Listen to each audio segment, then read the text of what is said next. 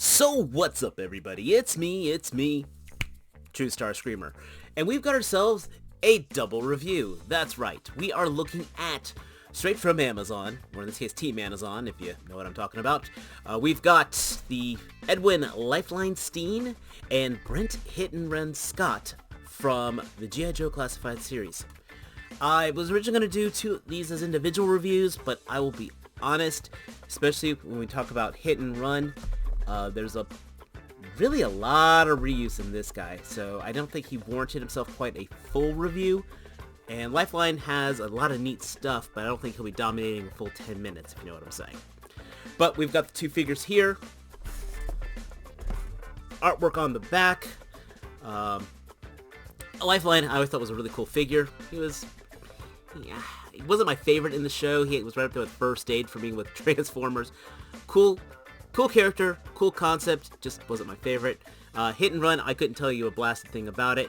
All I know is when I looked at him, I was immediately thinking of that Blowback from Action Force, which probably Blowback's more of an homage to this guy, if you know what I'm saying. But, yeah, let's get these guys out of their boxes. Let's see what we've got. Lifeline, looks like he's got some cool stuff in the background here. Something with, hopefully that's a vehicle. That'd be kind of neat. That's like the little aircraft, little airport baggage thing. Or that's maybe something from an aircraft carrier. Who knows? But who knows? That might be a hint from a vehicle. And I would love to be able to get with these dioramas that they use. Alright, anyway, really, let's talk toys. We're going to start with Lifeline here. And this was one of those figures when I saw him in the package. I was digging him. Then as I was messing with him, I was starting to lose him. Then went back and this figure should be better. That's pretty much what it's going to boil down to. There's a lot here they did right. I like the fact they went toyetic as opposed to going showetic. That pretty much involves with the pistol. If you know the episode, you know what I'm talking about. So I'm glad he is properly equipped. He has a lot of things that make sense.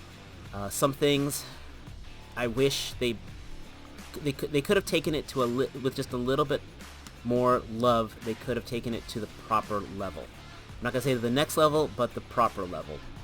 His uniform looks great. It is a mountain search and rescue. This is appropriate for field battle, as in we don't want our medics to get mixed up.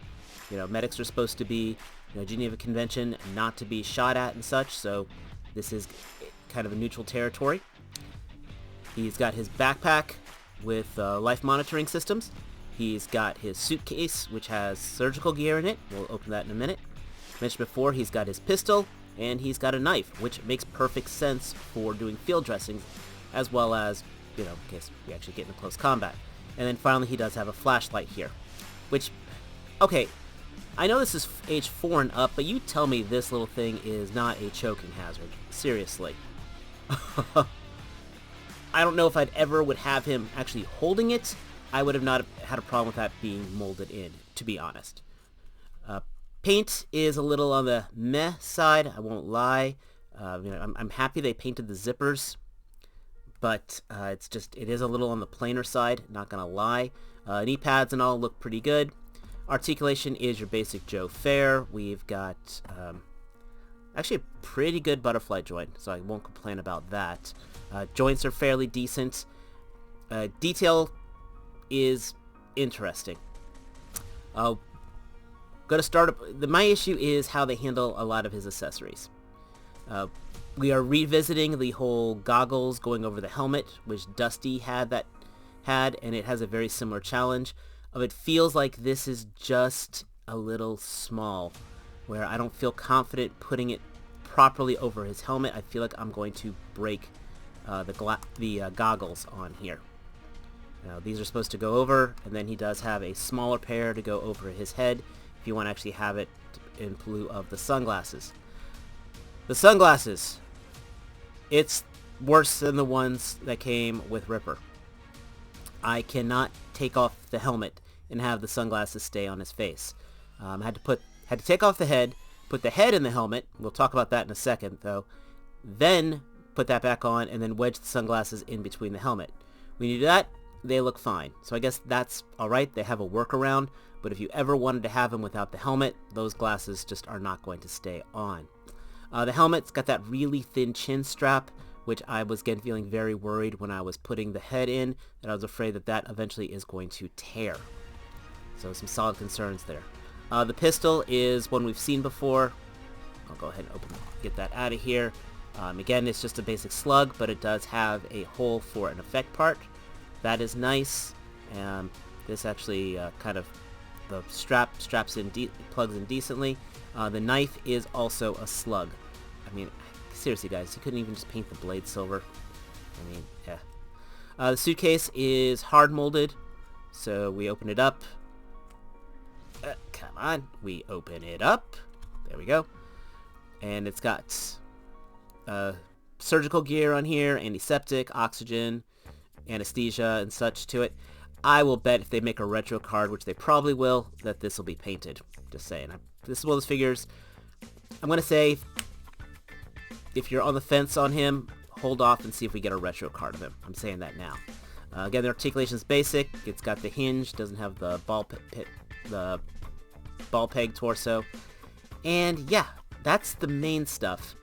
And then we also have an oxygen mask and an IV bag. We will probably see this bag. I mean, we'll probably see the suitcase and these two pieces if they make a Legacy EMT. I would not be surprised. The IV bag, I guess, is just supposed to, if you get it, you know, you're supposed to again pop that on somebody's wrist, and you can have him hold it up. So that's okay. It attaches loose. And my problem is with this oxygen mask. And it's a very stupid problem, but I have a problem with it. You know, bringing back the box art here, it has the illusion that the hose of the oxygen mask is plugging into the suitcase. Let me tell you, I cannot find any place on this suitcase for this to plug in. There is no divot, nothing for that. On the other hand, on his backpack, there is a little bit of a divot, but it is not enough. And I bet if they had just drilled that in a little bit, we could have actually plugged that in. That way he could have taken his backpack, put it down, and used it as an actual respirator. Just because again, we got all the monitoring and everything on here. So that is actually very, very disappointing. You know, there's actually, you know, it looks like again, on the box art, there's a feature that is not being done. I bet they probably just tucked this into the leg, onto the strap here, and then just put the suitcase in front of it to give the illusion that it plugs in. But I find that very disappointing and a little misleading. I know it's a small thing, but at the same time, it would have been a solid play feature. Finally, like I said, you also get the extra pair of goggles. I can't really store them in the suitcase because of the gear. Can't store this in the suitcase. And you all know I love it when I can have all my stuff stored onto a figure. So that's the breakdown of Lifeline. Let's talk about Hit and Run now. I initially did not care for Hit and Run in the package, kind of like the green shirt figures. I thought he was incredibly generic, but I will blatantly say this is a much better action figure, a much better toy, a much better, honestly, much better purchase than Lifeline was. I mean, this is just better in a lot of things, both in execution, in value, and it's just in what I want in a figure. First of all, he's holding all his stuff. I got all his gear on him. Whether I know what all the gear is a different question, but he's got all his gear on him. I love he's got this gunny sack here, which opens up, by the way. I think this came with Low Light. I can't remember. Which has a machete on it, which comes with it. And narratively, as in, it makes sense for all his stuff to be painted black. Because like the blades are tempered. Yes, blades, we'll talk about that. You know, because if he's supposed to be covert in camo, they would burnish the weapons to make sure that they don't have reflection. That narratively makes sense for all his weapons to be painted black. He's got his assault rifle here. His whole face is camouflaged. He's got the helmet, which again, I recommend pop the head off, put in the helmet, then pop it back on, because it's got that cheap-ass chin strap. The goggles, again, are on top of the helmet, but these were not as scary to put on, and I feel a lot more confident with that on there. Again, while the head's popped off, that's when you want to put the sack on, if you want to have that on there. This grappling hook, we've seen a lot of times. We had it with Storm Shadow, we had it with Wolf Spider. I don't think I've ever untied one, because it'd probably be a pain in the butt to get it back in there. And that, of course, has like a little holster here. I have no clue what this is, to be honest. No idea whatsoever. I don't know if this is supposed to be attached to a suction cup so we can hang from something, zip line, whatever. I have no clue what this is, but it fits right in here. Please, in the comments, if you know, tell me, educate me. I want to know these things. Assault rifle is not gummy. Again, a slug, has a port for an effect. And, I'm just going to leave that out here. He has a beast of a pistol, which again has the port. And I want to point out this leg holster here. This is what that Snake Eyes that I reviewed, that last Snake Eyes reviewed. That's what that holster should have been, because I like how this, it's still open, but still keeps it tight. Just a side note. I almost forgot an accessory, by the way.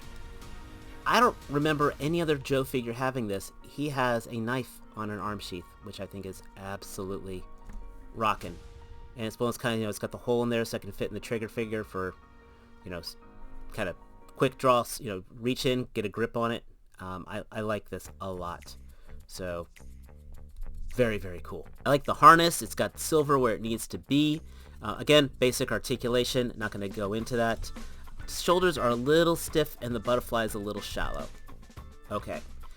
Legs, drop down hips, usual fare, that's fine. Again, we got the camouflage on the paint, camouflage paint on his face, and all his skin. I don't think he did full body camo, but what do I know? I did not serve, nor will I pretend that I know things.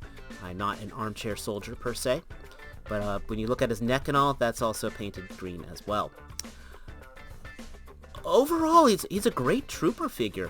He reminds me very much of Wolf Spider, where while he's a unique figure, he is a unique character. He is still, you could still army build if you want a more specialized covert troop, which I think is very cool. This hand here, by the way, is the vertical hinge. This hand here is the in and out hinge. And it's a good soldier. You want a military figure in camo, Hit and Run is perfect for it, to be honest. I like how it's got these look a little almost haphazard in a way, like how the buckles are. It's not perfectly neat. I mean, sure, a little bit of a wash on the grenades would be nice, and that is literally me being critical. Aside from that, I surprisingly, I thought this would be a whole lot of reuse, which it is, though I like this gun. I really do. I can't remember if this one's been used before. It's got the laser scope here on the side, which I think is pretty badass. And I mentioned before, it is not gummy. Sure, a little more paint on that one, but that's acceptable.